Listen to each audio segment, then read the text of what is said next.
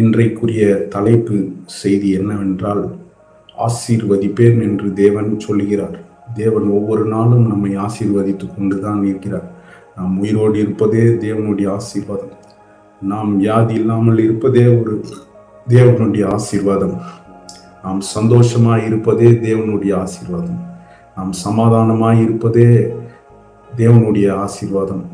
எந்த ஒரு சண்டை இல்லாமல், எந்த ஒரு பிரச்சனை கவலை இல்லாமல் இருப்பதே தேவனுடைய ஆசீர்வாதம். பிரியமானவர்களே, எல்லாரும் பணம் வைத்திருந்தால் தான் ஆசீர்வாதம் என்பார்கள். அதுவும் ஆசீர்வாதம் தான்.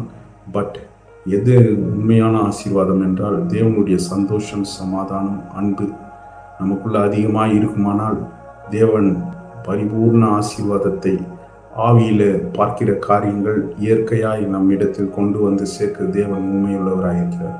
எனவே இப்பொழுது முதலாவது வசனம், நான் உன்னை ஆசீர்வதிக்கவே ஆசீர்வதித்து உன் சந்ததியை வானத்து நட்சத்திரங்களைப் போலவும் கடற்கரை மணலைப் போலவும் பெருக பண்ணுவேன் என்று தேவன் சொல்லுகிறார். ஆதியாகமம் 22 அதிகாரம் 17 வசனத்தில் தேவன் சொல்லியிருக்கிறார். எனவே நான் உன்னை ஆசீர்வதிக்கவே ஆசீர்வதித்து, அது என்னது? இது கட்டளையா அல்லது கமாண்ட் அதுவா அல்லது ஒரு வாக்குறுதியா? இது ஒரு வாக்கு உறுதி. வாக்கு உறுதி என்பது ஒரு உயில் எழுதி விட்டார். உயில் என்பது ஒரு என்ன சொல்வார்கள், ஒரு பத்திரத்தில் எழுதி கவர்மெண்ட் சீல் வச்சாச்சுன்னா அந்த பத்திரத்தை சார்ந்த நபர்களுக்கு தான் அந்த சொத்து போய் சேரும். அப்படியாக கர்த்தர் தம்முடைய வேத புத்தகத்திலே கர்த்தருடைய வாக்கு இந்த இஸ்ரவேல் ஜனங்களுக்கு கொடுக்கப்பட்டது. இந்த வார்த்தை யாருக்கு கொடுக்கப்பட்டது? இஸ்ரவேல் ஜனங்கள், தம்முடைய இஸ்ரவேல் சரீர பிரகாரமான இஸ்ரவேல் ஜனங்களுக்கு. ஆனால் ஆவி இப்பொழுது நாம் புதிய ஏற்பாட்டுக்கு மக்களாக இருக்கிறோம். கிருபையின் காலத்தில் இருக்கிற நம்முடைய வாழ்க்கையிலே நாம் இந்த வசனங்களை எப்படியாய் நாம் அப்ளை பண்ண வேண்டும் என்றால், நான் ஒரு ஆவிக்குரியவன், நான் ஆவியானவரினால் நிரப்பப்பட்டவன், பரிசுத்த ஆவியானவர் எனக்குள்ளாக இருக்கிறார், இயேசு கிறிஸ்து மூலியமாக இந்த ஆசீர்வாதங்களை நான் பெற்றுக்கொள்கிறேன். அதற்கு பிதாவானவருடைய பர்மிஷனோடு இயேசு கிறிஸ்து மூலியமாய் எனக்கு பரிசுத்த ஆவியானவர் பெற்று தருகிற ஒரு ஆசீர்வாதம். நான் உன்னை ஆசீர்வதிக்கவே ஆசீர்வதித்து என்று சொல்லுகிறார். ஆண்டவர் நம்மை ஆசீர்வதிக்கவே ஆசீர்வதித்து, அதாவது இது ஒரு வாக்குறுதி. ஆசீர்வதிக்கவே ஆசீர்வதித்து உன் சந்ததியை வானத்து நட்சத்திரங்களைப் போலவும் கடற்கரை மணலைப் போலவும் பெருக பண்ணுவேன் என்று சொல்லுகிறார். பிரதர், எனக்கு ஒரு குழந்தை கிடைச்சா போதும் பிரதர், எனக்கு சந்ததியெலாம் நிறைய பேர் வேணும்ன்ட்டு நான் ஆசைப்படல பிரதர்.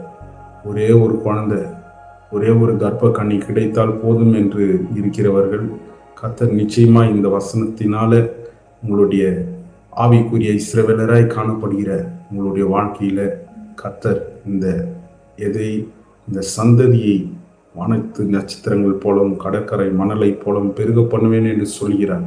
அதற்கு முன்பதாக உங்களுக்கு ஒரு கர்ப்ப கனியை தேவன், முதலாவது ஆசீர்வாதம், உங்களுடைய கர்ப்ப கனியை கர்த்தர் ஆசீர்வதிக்கிறவராய் இருக்கிறார். இதுவரையும் ஒரு குழந்தை கூட இல்லை, இதுவரையும் கல்யாணமாகி பல வருடங்கள் ஆகிறது, பல மாதங்கள் ஆகிறது, இன்னும் எனக்கு குழந்தை பாக்கியம் இல்லை என்று சொல்லுகிறவர்களுக்கு கர்த்தர் முதலாவது ஆசீர்வாதம், நான் உன்னை ஆசீர்வதிக்கவே ஆசீர்வதித்து. எந்த ஆசீர்வாதம்? சந்ததியின் ஆசீர்வாதம். சந்ததி ஆசீர்வதிக்க பெறுவதற்கு என்ன பண்ண வேண்டும்? முதலாவது குழந்தை பாக்கியம் இருக்க வேண்டும். பிரியமானவர்களே, உங்களுடைய கர்ப்ப கனியை கர்த்தர் இன்று முதல் ஆசீர்வதிப்பார். இதுவரையும் கர்ப்ப கனி என்பது பிறந்த குழந்தையாயிருக்கலாம், பிறக்க போகிற குழந்தையாயிருக்கலாம், அல்லது வளர்ந்த மகனாயிருக்கலாம், கல்யாணமாக்கப்பட்ட மகனாயிருக்கலாம். யாராய் இருந்தாலும் ரத்தம் சம்பந்தப்பட்டவர்களை தேவன் வானத்து நட்சத்திரங்களைப் போல ஆசீர்வதிப்பார். புரியுதுங்களா? வானத்து நட்சத்திரங்கள் என்பது என்ன? வானத்தில் ஒளி கொடுப்பதற்கு சூரியனை படைத்திருக்கிறார். நட்சத்திரங்கள் என்பது பிரகாசிக்கக்கூடியது. பிரகாசம்னா சுடர் ஒளி, அப்படியே மினுக்கும். அது போல உங்களுடைய பிள்ளைகள், உங்களுடைய கர்ப்ப பிறப்புகள் தேசத்தில் அநேகருக்கு சுடர் விடுவார்கள். சுடர், ஒரு ஸ்டார் என்பது என்ன சொல்லுவோம்னா, ஒரு ஃபேன்ஸ் எல்லாம் நம்ம ஸ்டார்ஸ், நடிகர்லாம் பார்த்தீங்கன்னா ஸ்டார் சொல்லுவோம். அதே போல் விசேஷித்தவர்களாய் இந்த உலகத்தில் உங்களுடைய பிள்ளைகளை அல்லது பிறக்க போகிற கர்ப்ப கனியை கர்த்தர் ஆசீர்வதிப்பார். அப்படியாய் அநேகருக்கு ஒரு எடுத்துக்காட்டாய், ரோல் மாடலாய் உங்கள் பிள்ளைகளை மாற்றிவிடுவார். எனவே நான் உன்னை ஆசீர்வதிக்கவே ஆசீர்வதித்து என்று எதை பற்றி பேசுகிறார்? சந்ததியை பற்றி. அந்த சந்ததி உருவாவதற்கு என்ன தேவை? வயிற்றில் ஒரு கர்ப்பக்கனி. ஆண்டவர் நிச்சயமா இதுவரை குழந்தை பாக்கியம் இல்லாதவர்களுக்கு குழந்தை பாக்கியத்தை உண்டு பண்ணும்படியாய் ஆசீர்வதிப்பார். நாம் இந்த வசனத்தை வைத்து நாம் ஜெபிக்க போகிறோம். ஆண்டவரே, சந்ததியை கொடுக்கிற தேவன், ஆண்டவரே, பார்த்து கொண்டிருக்கிற கேட்டுக்கொண்டிருக்கிற இந்த நேரத்தில் ஆண்டவரே, யாரெல்லாம் எனக்கு கர்ப்பக்கனி இன்னும் கிடைக்கலையே, இன்னும் குழந்தை பாக்கியம் கிடைக்கவில்லையே என்று ஏக்கத்தோடு இருக்கிறார்களோ, ஆதியாகமம் 22ஆம் அதிகாரம் 17ஆம் வசனத்தின்படி ஆண்டவரே, சந்ததியை ஆசீர்வதிக்கிற தேவன் ஆண்டவரே, உம்மால் ஒரு கர்ப்பக்கனியை கொடுக்க முடியும் என்று விசுவாசத்துடன் செபிக்கிறோம்.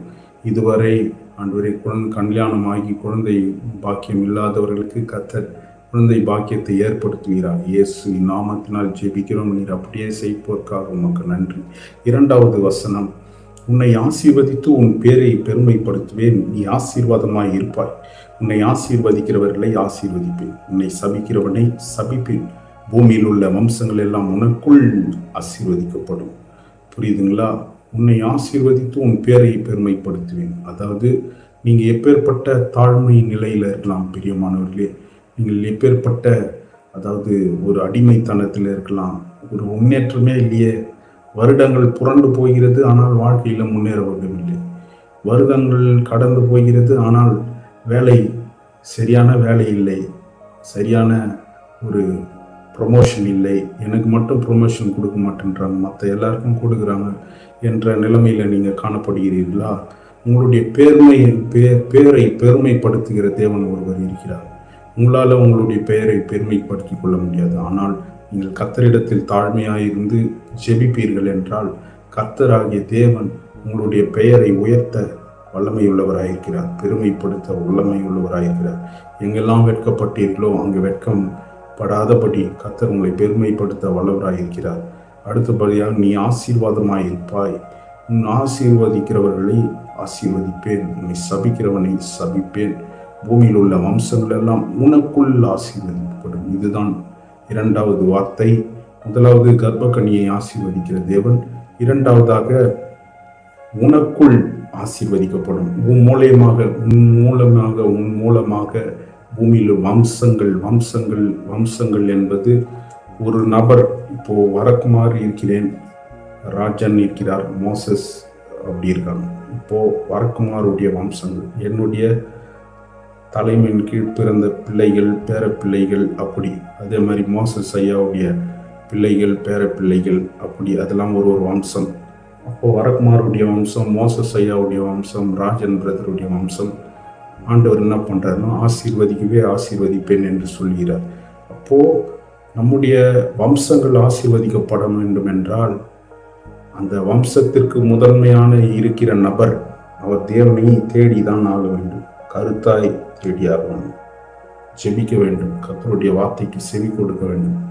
அப்படியாக வரகுமாராகிய நான் அப்படி இருந்தால்தான் எனக்கு பிறந்த மகனாக இருக்கட்டும், மகனின் மகன் பேர பையனாக இருக்கட்டும், யாராக இருக்கட்டும், அவர்களுடைய என் நிமித்தமாக அந்த வம்சத்தையே தேவன் என்ன பண்றாருன்னா, எல்லாவித சாத்தானின் சிறையிருப்புக்கும் மனிதர்கள் முன்பதாய் வெட்கத்திற்கும் தலைவணங்கி போய்விடாதபடி தேவன் அவர்கள் தலைகளை உயர்த்தி நிமிர்ந்து நடக்க, அவர்கள் பேரை பெருமைப்படுத்த, அவர்களை ஆசீர்வதித்து உயர்த்துவதற்கு வல்லமையுள்ளவராயிருக்கிறார். அந்த வம்சத்தில் வர யாருன்னா சபிச்சாங்கன்னா, யாரெல்லாம் வரகுமார் வம்சத்தை சபித்தார்களோ அவர்களுடைய குடும்பங்கள் சபிக்கப்பட்டிருக்கும். யாரெல்லாம் வரகுமாருடைய வம்சத்தை வரகுமாரையும் வரகுமார் பிள்ளைகளையும் ஆசீர்வதி, நல்லா இருப்பப்பா என்று சொல்கிறார்களோ அவர்கள் குடும்பமும் ஆசீர்வதிக்கப்படும். அப்படியாய் தேவன் ஒரு கட்டளையை வேதத்தில் வைத்திருக்கிறார். அதாவது ரிட்டன் ஆகும் சொல்கிறார். ரிட்டன், புரியுதுங்களா? ரிட்டன் பண்றார். பிரியமானவர்களே, உங்களுக்கு விரோதமாய் மாந்திரியம் செய்யப்பட்டிருக்கலாம், உங்களுக்கு விரோதமாய் செய்வினைகள் செய்யப்பட்டிருக்கலாம், உங்களுக்கு விரோதமாய் எரிச்சல் உள்ள மனிதர்கள் எழும்பலாம்.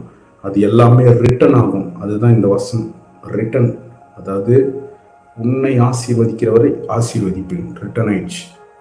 அவர் ஆசீர்வதிச்சாரு, ஒரு நபர் என்னை ஆசீர்வதித்தார், அதனால அவருக்கு ஆசீர்வாதம் கிடைக்கிறது. என்னை ஒருத்தர் சபிச்சாரு, அவருக்கு என்ன பண்ணிச்சு? சாபம் போயிடுச்சு.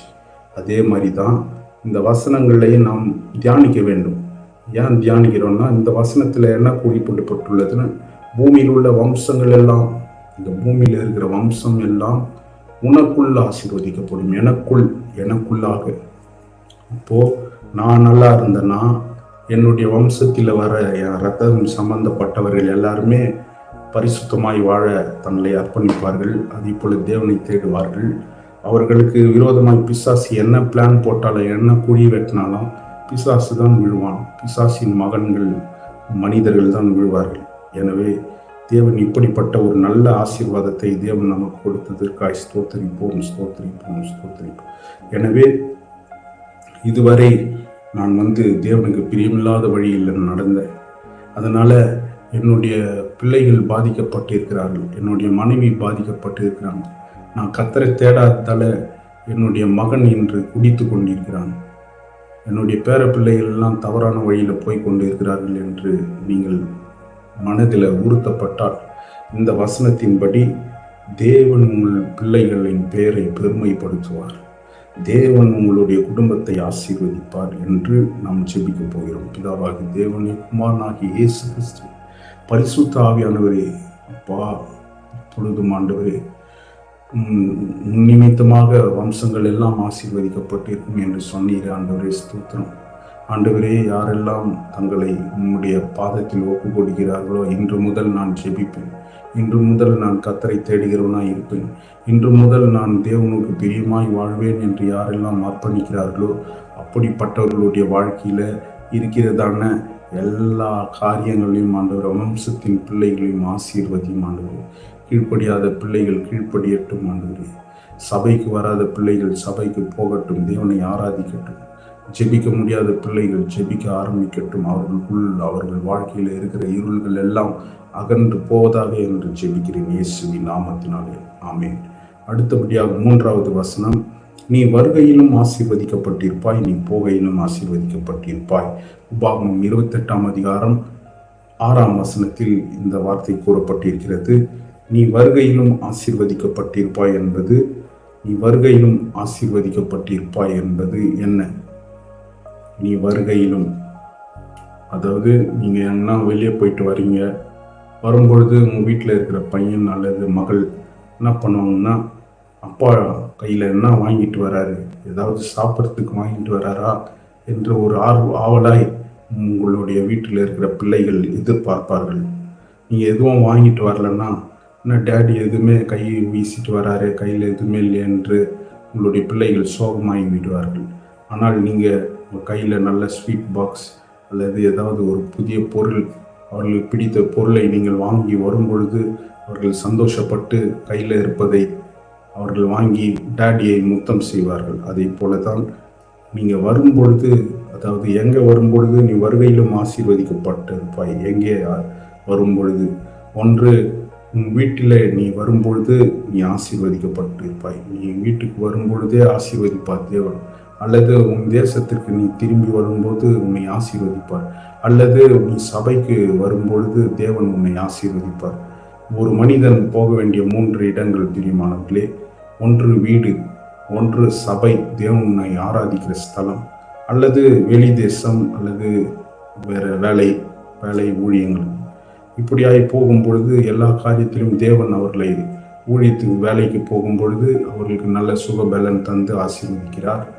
ஊழியத்திற்கு போகும் பொழுது நல்ல அபிஷேகத்தையும் ஜெப வரங்களையும் கர்த்தருடைய வார்த்தையும் நிறைவாய் அவர்கள் இருதயத்தில் கொடுத்து அவர்களை ஆசீர்வதிக்கிறார். அடுத்தபடியாக நீங்கள் வெளிநாடுகளுக்கு செல்லும் பொழுது அதற்குரிய நல்ல ஒரு பண உதவி, மனிதர்களுடைய ஹெல்ப், அதாவது பார்த்தீங்கன்னா ரெக்கமெண்டேஷன் பண்ணுவாங்க. இப்படியாக தேவன் ஒவ்வொரு மனிதனுக்கும் கொடுத்து ஆசீர்வதிக்க வல்லமை உள்ளவராக இருக்கிறார். அடுத்தது, நீ போகையிலும் ஆசீர்வதிக்கப்பட்டிருப்பாய். நீ போகையிலும் என்பது எங்கே போக வேண்டும்? வீட்டிலிருந்து வெளியே போகும் பொழுது தேவன் உங்களை, வீட்டிலிருந்து எண்ணத்தை கொண்டு போவீர்கள். வீட்டில் இருக்கும் பொழுது நீங்கள் ஜெபம் செய்துவிட்டு வெளியே போக வேண்டும். போகும் பொழுது கர்த்தருடைய பிரசனம் உங்களோடு வரும் பிரியமானவர்களே. கர்த்தருடைய சமாதானம் உங்களோடு வரும். கர்த்தருடைய இரக்கம் உங்களோடு வரும். கர்த்தருடைய கிருபை உங்களோடு வரும். உங்களோடு அவருடைய நிறைவான சந்தோஷம் வரும். இந்த மைண்ட் செட்டில் நீங்கள் வெளியே போகும் பொழுது உங்களை பார்க்கிறவர்கள் உங்களோடு பேச வேண்டும் என்று ஆவலாக இருப்பார்கள், உங்களோடு பழக வேண்டும் என்ற ஒரு மனதில் விருப்பத்தோடு இருப்பார்கள். இப்படியாக தேவன் உபாகம் 28ஆம் அதிகாரம் 6ஆம் வசனத்தில் நீ வருகையிலும் ஆசீர்வதிக்கப்பட்டிருப்பாய், நீ போகையிலும் ஆசீர்வதிக்கப்பட்டிருப்பாய் என்று சொல்லுகிறார். அடுத்தபடியாக 4ஆம் வசனம், நான் அவர்களையும் என் மேட்டின் சுற்றுப்புறங்களையும் ஆசீர்வாதமாக்கி ஏற்ற காலத்திலே மழை பெய்ய பண்ணுவேன். ஆசீர்வாதமான மழை பெய்யும். ஏற்ற காலம், அதாவது நாம் ஜெபித்து சடனாக ஒரு ஆசீர்வாதத்தை பெற முடியாது பிரியமானவர்களே. அப்படியும் நடக்கும். ஆனால் சில காரியங்கள் தேவன் தாமதம் பண்ணுவார், தாமதிப்பார். தாமதிக்கும் பொழுது அது என்ன ஆகும் என்றால்,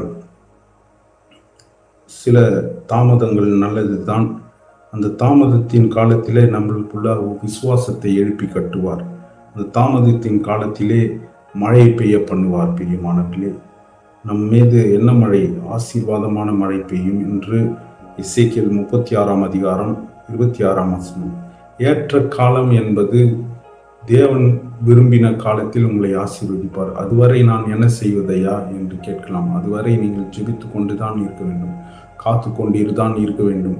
காத்து கொண்டு இருக்கிறப்போ நீங்கள் அழக்கூடாது. தேவன் செய்வார் என்ற ஒரு மன உறுதியுடன் நீங்கள் ஜெபித்து கொண்டே இருக்கும் பொழுது, அவர் டைம் வரும்பொழுது, அவருடைய கர்த்தருடைய நேரம் வரும் பொழுது கர்த்தர் உங்களை ஆசீர்வதித்து உயர்த்துகிறவராக இருக்கிறார். கர்த்தர் தாமே ஆசீர்வதிப்பாராக. அடுத்தபடியாக 5வது வசனம், நான் வானத்தின் பலகணிகளை திறந்து இடம் கொள்ளாமல் மட்டும் போகும் மட்டும் உங்கள் மேல் ஆசீர்வாதத்தை வர்ஷிக்க மாட்டேனோ என்று அதனால் என்னை சோதித்து பாருங்கள் என்று சொல்கிறார். தேவனை சோதித்து பார்க்க வேண்டும் பிரியமானவர்களே. சோதித்து என்பது அவரை நீங்கள் ஜெபித்து பார்க்க வேண்டும், அவருக்கு கொடுத்து பார்க்க வேண்டும். மத்தேயு 3ஆம் அதிகாரம் 10ஆம் வசனம், உதவியற்றவர்களுக்கு, உதவி தேவைப்படுகிறவர்களுக்கு நீங்கள் உதவி செய்து பார்க்க வேண்டும். ஒருவேளை சாப்பாடு இல்லாதவனுக்கு ஒருவேளை நீங்கள் சாப்பாடு கொடுத்து பார்க்க வேண்டும். துணிமணி இல்லாதவர்களுக்கு ட்ரெஸ் எடுத்து அவர்களுக்கு அழகு பார்க்க வேண்டும்.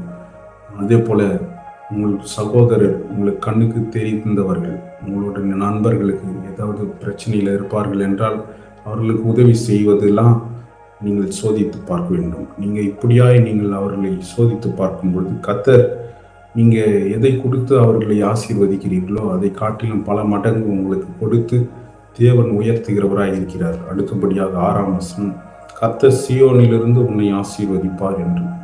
நீ ஜீவனுள்ள நாளெல்லாம் எருசலேமின் வாழ்வை காண்பாய், நீ உன் பிள்ளைகளின் பிள்ளைகளையும் இஸ்ரவேலுக்கு உண்டாகும் சமாதானத்தையும் காண்பாய் என்று சங்கீதம் 128:5-6 வசனங்கள் சொல்லுகிறது. பிரியமானவர்களே, கர்த்தர் சீயோனிலிருந்து உன்னை ஆசீர்வதிப்பார் என்று கர்த்தர் சொல்கிறார். நீ ஜீவனுள்ள நாளெல்லாம் எருசலேமின் வாழ்வை காண்பாய், உன் பிள்ளைகளின் பிள்ளையும் இஸ்ரவேலுக்கு உண்டாகும் சமாதானத்தை காண்பாய். இந்த சமாதானம் என்பது அது ஜீவனுள்ள நாளெல்லாம் எருசலேமின் வாழ்வை காண்பது போல் இருக்கும். பிரியமானவர்களின் சமாதானம், 1000 பிரச்சனைகள் இருக்கும், ஆனால் அவங்க முகத்தில் பார்த்தா சிரிப்பு இருந்துக்கிட்டே இருக்கும். 1000 பிரச்சனைகள் இருக்கும், ஆனால் உங்களுடைய இருதயத்தில் எந்த ஒரு டிப்ரெஷனும் இருக்காது, எந்த ஒரு மனசோர்வும் இருக்காது. 1000 பிரச்சனைகள் இருக்கும், உங்களுக்கு முடி கொட்டாது. 1000 பிரச்சனைகள் இருக்கும், உங்களுக்கு சோர்வு அடைய மாட்டீங்க. நீங்கள் செய்ய வேண்டிய வேலையை செஞ்சுக்கிட்டே இருப்பீங்க. 1000 பேர் 1000 விதமாய் பேசுவார்கள். நீங்கள் செய்த காரியம், தொடங்கின காரியத்தை நீங்கள் முடிக்க மாட்டீர்கள். கர்த்தர் வெற்றியாய் முடிக்கும் வரை நீங்கள் விட மாட்டீர்கள். இதுதான் கர்த்தர் கொடுக்கிற சமாதானம். பிரியமானவர்களே, கர்த்தருடைய சமாதானம் உங்களுக்குள்ளாக இருக்குமானால் உலகத்தையே ஜெயம் எடுக்கலாம்.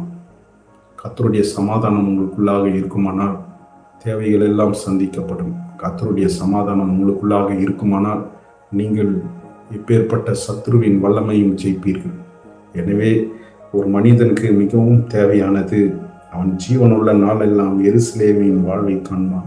எருசலேம் என்பது என்ன? சமாதானத்தின் நகரம். பிரியமானவர்களே, அந்த எருசலேமில் எப்படி சமாதானம் இருக்கிறதோ, சியோன் மலையில் இருக்குதானே எப்படி இருக்கிறதோ அந்த சமாதானத்தை தேவன் இந்த பூமியின் வாழ்க்கையிலே நமக்கு கொடுக்க வல்லவராக இருக்கிறார். எப்பொழுது சமாதானம் கிடைக்கும்? கர்த்தருடைய வேதத்தில் இரவும் பகலும் தியானமாய் இருக்கிற மனுஷன் பாக்கியவான் என்று சொல்லி இருக்கிறது.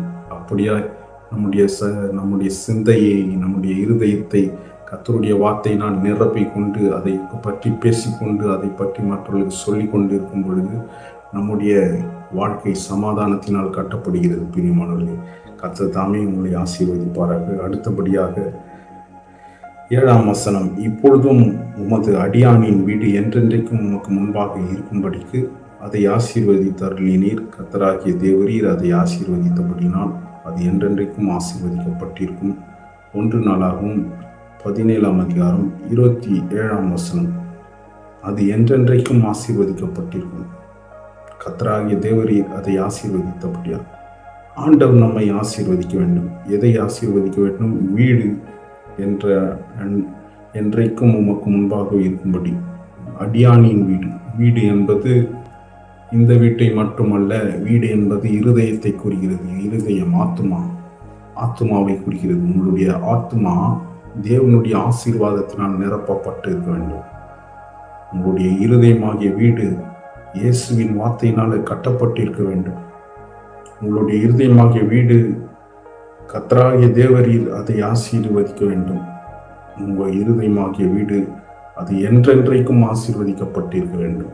இப்படியா எங்களுடைய இருதயம் தேவனுடைய ஆசீர்வாதத்தினால் செழித்திருந்தால் கர்த்தர் உங்களுக்கு இருதய நோயும் வராது, இருதய கவலையும் உடையாது. யார் என்ன சொன்னாலும் உங்களுடைய இருதயம் உடைந்து போகாது. பிரியமானவர்களின் காரணம், உங்களுடைய இருதயமாகிய வீட்டில் இயேசு கிறிஸ்து இருக்கிறார். உங்களுடைய இருதயமாகிய வீட்டில் கர்த்தருடைய வார்த்தை இருக்கிறது.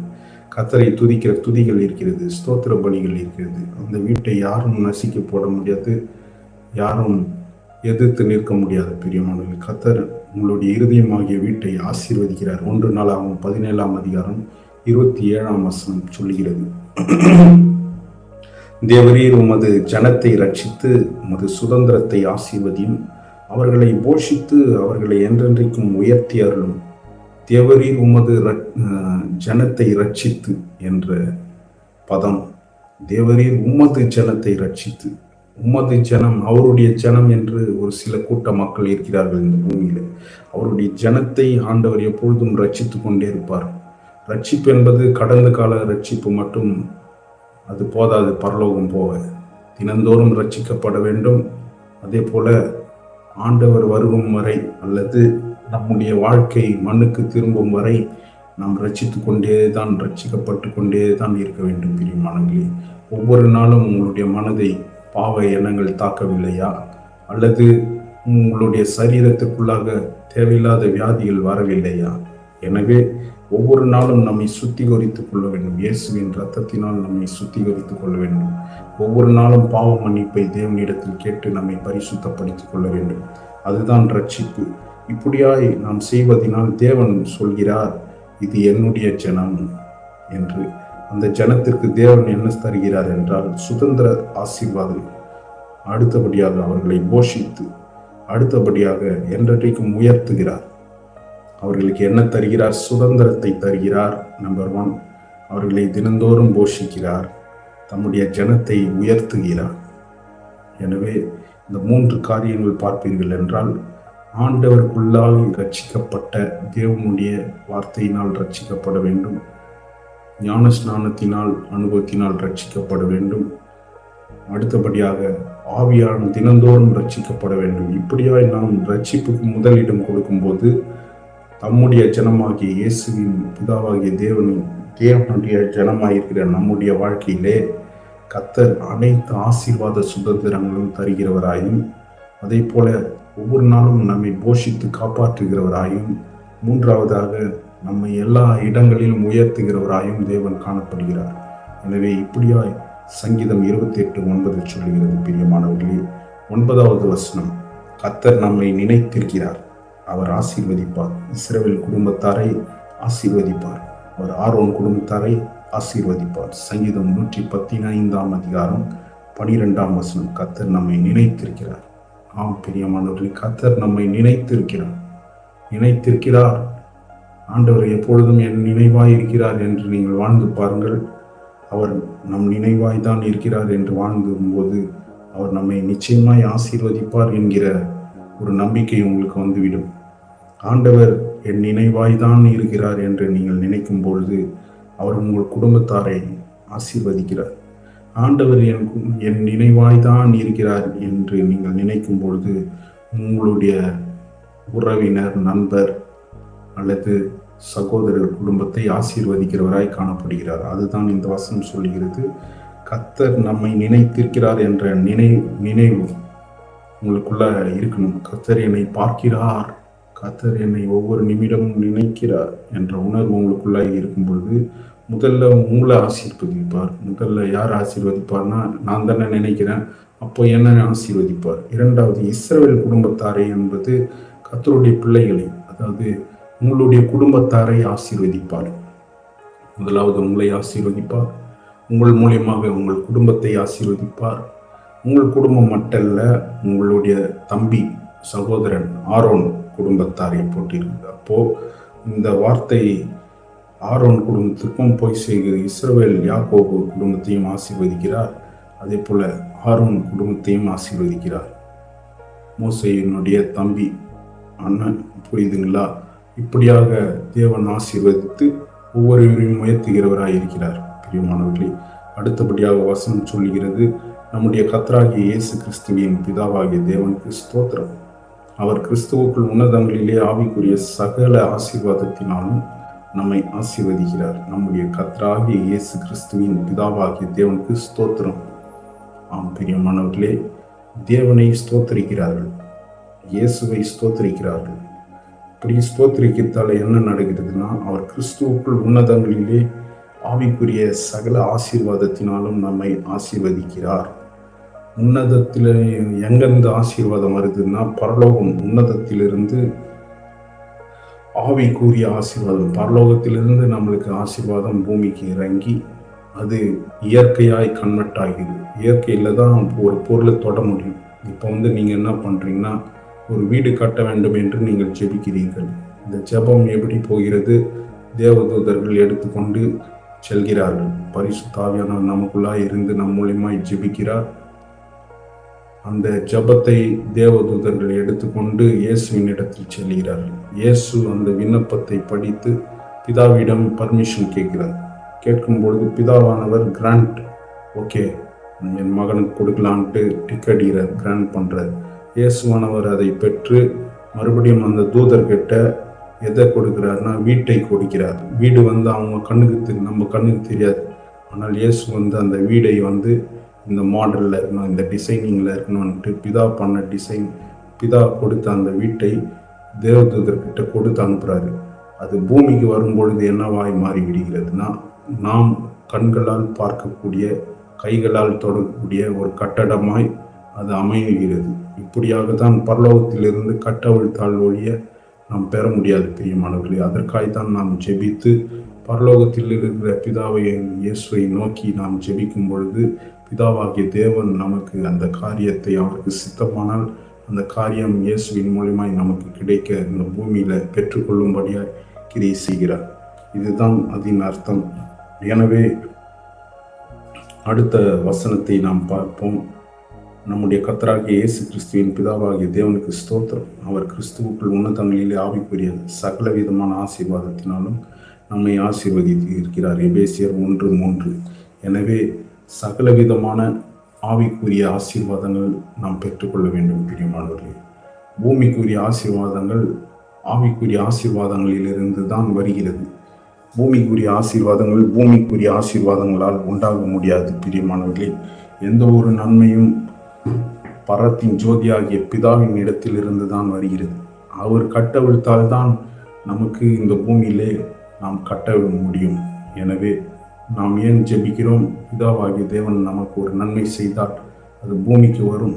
பூமிக்கு வரும் பொழுது அது இயற்கையாய் ஒரு பொருளாய் நம் கண்களுக்கு புலப்படுகிறது. எனவே நாம் ஜெபிக்கும் பொழுது பிதாவாகிய தேவன் ஆவி மண்டலத்தில் கட்டளையிடுவார். அதை கட்டவிழ்த்து இயேசுவின் மூலமாய் நம்மளுக்கு கிடைக்க செய்கிறார் பிரியமானவர்களே. இதற்கு நம்ம மத்தியஸ்தராய் யார் இருக்கிறார்னா, பரிசுத்த ஆவியானவர் நம்மளுடைய காரியத்துக்காய் வேண்டி இயேசு இடத்தில் பரிந்து பேசுகிறவராய் காணப்படுகிறார். இப்படிதான் அந்த திருத்துவம் ஒர்க் ஆகிறது. எனவே மற்றவர்கள் போட்டு குழப்பாங்க உங்களை. அப்படிலாம் இல்லை, இயேசு தான் அப்படின்ட்டுலாம் பேசுவாங்க. 3 பேரும் எல்லாத்துலேயும் செயல்படுறாங்க பிரியமானவர்களே. பிதாவாகிய தேவனும் செயல்படுறார், குமாரனாகிய இயேசு கிறிஸ்துவும் செயல்படுகிறவராக இருக்கிறார், பரிசுத்த ஆவியானவரும் செயல்படுகிறவராக இருக்கிறார். எனவே நீங்கள் குழம்பிடாதீங்க. பிதாவாகிய தேவன் தான் கொடுப்பார் ஆசீர்வாதத்தை. பரிசுத்த ஆவியானவர் எங்கே இருக்கிறாருன்னா நமக்குள்ளே இருக்கிறார். நம்ம ஜெபிக்கிறோமே, எப்படி ஜெபிக்கிறோம்? அவர் தான் ஜெபிக்க வைப்பார் நம்மளை. நம்ம இது கத்தது, இது இந்த காரியத்தை குறித்து ஜெபி, இங்கே போகாதே அங்கே போகாதே என்று நம்மை நடத்துகிறவர் பரிசுத்த ஆவியானவர். இயேசுவானவர் இப்பொழுது பிதாவின் வலது பாரிசத்தில் பரிந்து பேசுகிறவராய் உட்கார்ந்து கொண்டிருக்கிறார், பரிந்து பேசி கொண்டிருக்கிறார். ஆண்டவரே, இந்த ஒரு முறை கணேஷ் மாதேவை மன்னித்து விடுங்கள் ஆண்டவரே, மோசஸ் ஐயாவை மன்னித்து விடுங்கள் என்று இயேசு பரிந்து பேசி கொண்டிருக்கிறார். பிதாவானவர் கிராண்ட் பண்ணுவார். ஓகே, மன்னிக்கலாமா வேண்டாமான்ட்டு பிதாவாகிய தேவன் டெசிஷன் பண்ணி தான் இயேசுக்கிட்ட ஓகேப்பா அவரை மன்னிச்சிட்டேன் நீ கேட்ட மாதிரி இயேசு கிட்ட சொல்வார். இயேசு பார்த்தீங்கன்னா அதை தூதர் மூலியமாய் பரிசுத்த ஆவியினிடத்துக்கு நம்மிடத்துக்கு கொண்டு வந்து சேர்ப்பார். இப்படியாக தான் ஆசீர்வாதங்கள் பரத்தில் இருந்து அனுப்பப்படுகிறது. பரலோகத்திலிருந்து கட்டவிழ்க்கும் போது அது ஆவி நம்ம கண்களுக்கு புலப்படாது, தேவனுக்கு மட்டும்தான் தெரியும். அது வந்துட்டே இருக்கு. இப்போ நாளைக்கு உங்களுக்கு வேலை வேணும்னா, இந்த மாதத்திற்குள்ளாக வேலை வேண்டும் என்றால் நாம் விசுவாசத்தோடு ஜெபிப்போம். ஜெபித்த பிறகு அது எப்படி அது வேலை வருகிறது என்றால், பரலோகத்தில் இருக்கிற தேவன் என்ன பண்ணுறாருன்னா, இயேசு கிறிஸ்துவின் மூலிமா இந்த காரியத்தை கேட்டு நாம் பரிசுத்தமாய் வாழும்போது, கர்த்தருக்கு பிரியமாய் வாழும்போது, ஆண்டவரே இயேசு பரிந்து பேசுவார் பிதாவோடு. என் மகன் பரிசுத்தமாய் என்னுடைய வேதத்தின்படி பிரியமாய் இருந்து அவன் வாழ்கிறான், அவனுக்கு ஒரு நல்ல வேலை வேண்டும். பிதாவானவர் என்ன பண்ணுவார்னா, அங்கேருந்து ஓகே இந்த காரியத்தில் படிச்சிருக்காரா, ஓகே இது மாதிரி இவனுக்கு இந்த கம்பெனியில் இந்த ஹெச்ஆர் கிட்ட நான் பேசியிருக்கிறேன், இவர் அந்த இடத்துக்கு இன்டர்வியூ சும்மா போவார், செலக்ட் பண்ணுறாங்க என்று ஆண்டவர் அப்படியாய் ஒரு திட்டத்தை வைத்திருப்பார். அதேபடி இந்த நபர் அங்கே போவார், இன்டர்வியூ அட்டன் பண்ணுவார், செலக்ட் ஆகிவிடுவார், நல்ல ஒரு சேலரியை கொடுப்பாங்க பிரியமானவர்களே. அப்படிதான் தேவன் பரலோகத்திலிருந்து கட்டவிழ்த்து நம்மை ஆசீர்வதிக்கிறவராக இருக்கிறார். எனவே நீங்கள் ஒன்றுக்கும் கவலைப்படாதீர்கள், உங்கள் கவலையெல்லாம் தேவன் மீது வைத்து விடுங்கள், கர்த்தர் உங்களை ஆசீர்வதிப்பாராக. இப்பொழுது நாம் ஜெபிப்போம். பிரதர் கணேஷ் மாதேவ் வந்திருக்காரு, அவருக்காய் ஸ்தோத்திரம் ஆண்டவரே, அவரை ஆசீர்வதியும், அவர் தேவைகளை சந்தியும் ஆண்டவரே. மகனுடைய இயக்கத்தையும் விருப்பத்தையும் கர்த்தர் நிறைவேற்றுகிறார். இயேசுவின் நாமத்தினால் ஜெபிக்கிறோம் ஜீவனுள்ள நல்ல பிதாவே, ஆமென். இப்பொழுது கடைசியாய் நாம் கேட்ட வசனங்கள் ஆசீர்வாதம் குறித்து நாம் பார்த்தோம். ஆண்டவர் நிச்சயமாய் நம்மை ஆசீர்வதிப்பார் என்று ஒரு 10 வசனங்கள் பார்த்து தியானித்தோம். கர்த்தர் அதன்படியாய் மறுபடியும் நாம் சொல்லி ஜெபிக்கலாம். முதலாவது, கர்ப்பக்கனி இல்லாதவர்களுக்கு தேவன் கர்ப்பக்கனியை கர்த்தர் கொடுப்பாராக. இரண்டாவது, அவர்கள் அதாவது உங்களை ஆசீர்வதிக்கிறவர்களை ஆசீர்வதிப்பேன் என்று சொல்லியிருக்கிறார். அதே மாதிரி உங்களுக்கு விரோதமாக யாராவது செய்வினையோ சபித்து கொண்டோ இருப்பார்கள் என்றால் அவர்களை சபிப்பேன் என்று தேவன் சொல்லுகிறார். நீங்கள் இந்த பூமியிலே ஆசீர்வாதமாக இருப்பீர்கள் என்று சொல்கிறார் பிரியமானவர்களே. அதேபடி அடுத்த வசனம் பார்த்தீங்கன்னா, நீங்கள் போகையிலும் அறிவையிலும் ஆசீர்வதிக்கப்பட்டிருப்பீர்கள். அதாவது நீங்கள் வீடு திரும்பும்போது அல்லது வேலை ஸ்தலங்களுக்கு போகும்பொழுது உங்களை கர்த்தர் ஆசீர்வாதமாக ஞானத்தை கொடுத்து நடத்துவார். அடுத்தபடியாக நீங்கள் எப்படி இருப்பீர்கள் என்றால், அதாவது மேட்டின் சுற்றுப்புறங்களை ஆசீர்வாதமாக்கி, புரியுதுங்களா? மழை பெய்கிற காலத்தில் மழை பெய்யும், ஆசீர்வாதமான மழை பெய்யும் என்று சொல்கிறார். அதாவது உங்களுடைய பகுதியில், அதாவது இதுவரை நீங்கள் எந்தெந்த காரியம் எடுத்தால் தடையாக இருக்கிறதோ அல்லது எந்தெந்த காரியத்தை எடுத்தால் இது விளங்காதுன்னு நினச்சிங்களோ, இனி அந்த இடங்கள்லாம் கர்த்தரை தேடுகிற உங்களுடைய வாழ்க்கையில் அந்த இடங்களில் நீங்கள் ஆசீர்வாதத்தை பார்ப்பீர்கள். நீங்கள் கர்த்தர் மழை பெய்யச் செய்வார் என்ற நம்பிக்கையோடு நாம் ஜெபிப்போம். இப்பொழுது தேவன் நம்முடைய வாழ்க்கையில் எல்லா தடைகளையும் அகற்றி நிச்சயமாக ஆசீர்வதிப்பேன் என்று சொல்லியிருக்கிறார். அதை விசுவாசத்துடன் அறிக்கை செய்து ஜெபிப்போம். பிதாவாகிய தேவனே, குமாரனாகிய இயேசுவே, பரிசுத்த ஆவியானவரே, இப்பொழுதும் ஆண்டவரே ஸ்தோத்திரிக்கிறோம். ஆண்டவரே இயேசுவின் நாமத்தினால வருகிறோம் அப்பா, ஸ்தோத்திரிக்கிறோம். யார் யாருக்கு ஆண்டவரே எனக்கு இது நடந்தால் நல்லா இருக்குமே, இந்த ஆசீர்வாதம் கிடைத்தால் நல்லா இருக்குமே, அல்லது என்னுடைய வாழ்க்கையில் ஒரு வெளிச்சம் உதிக்க வேண்டும், என் வாழ்க்கை தரம் உயர வேண்டும், நான் அநேகருக்கு உதவி செய்ய வேண்டும் என்ற ஏக்கத்தோடு கனவுகளோடு இருக்கிற ஒவ்வொருவருடைய நபருடைய வாழ்க்கையிலும் கர்த்தர் நீர் அவர்களை ஆசீர்வதிப்பீராக ஆண்டவரே. தடைகளை நீக்கி போடுகிறவர்கள் ஒவ்வொருவருடைய வாழ்க்கையிலும் முன்பதாய் செல்லுவீராக. உடைய தெய்வீக பிரசன்னம் ஒவ்வொருவரோடு காணப்படட்டும். இயேசுவின் நாமத்தினால் ஜெபிக்கும் ஜீவனுள்ள நல்ல பிதாவே. கர்த்தர் தாமே உங்களை ஆசீர்வதிப்பார். பிரியமானவர்களே, நீங்கள் ஒன்றுக்கும் கவலைப்படாமல் எப்பொழுதும் மன ரம்யமாய் கர்த்தரிடத்தில் உற்சாகமாய் இருக்க கற்றுக்கொள்ளுங்கள். சமாதானத்தின் தேவன் தாமே உங்களை முற்றிலுமாய் காக்க வல்லவராய் இருக்கிறார். இயேசுவின் நாமத்தினால் ஜெபிக்கிறோம். Thanks brother, sister. Praise the Lord.